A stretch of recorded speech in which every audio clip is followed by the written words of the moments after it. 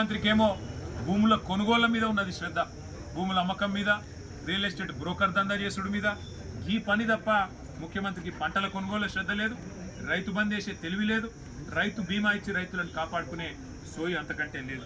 అట్లాగే ఇవాళ వాళ్ళకు సెంటర్కి వస్తే మరి పైసలు ఇవ్వాలి. మొక్కజొన్నలు 13 లక్షల ఎకరాల్లో మొక్కజొన్నల విస్తీర్ణం ఉంది. ముఖ్యంగా సంగారెడ్డి జిల్లాలో పెద్ద ఎత్తున మొక్కజొన్నలు, తెల్లజొన్నలు, శనిగలు, అట్లాగే మరి వరి ఇవన్నీ కూడా పండించినారు. గతంలో పత్తి పండించి నష్టపోయిన రైతన్నలు ఇప్పుడు మరి షిఫ్ట్ అయినారు, జొన్నలకు శనిగలకు కొంతమంది షిఫ్ట్ అయినారు. ఇట్లనన్నా పైసలు వస్తాయేమో.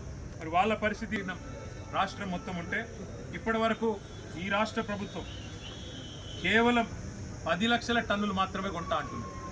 13 లక్షలు పండితే ప్రభుత్వం చారాన కొంటా అంటుంది, 25% కొంటా అంటుంది. ఆ 25%లో కూడా ఇప్పటి వరకు వాళ్ళు చెప్పిన 25%లో కూడా అంటే 10 లక్షల టన్నులలో కూడా 3 లక్షల టన్నులు కూడా ఇప్పటి వరకు కొనుగోలు చేయరు. చేస్తే పైసలు వేయరు. మొత్తానికి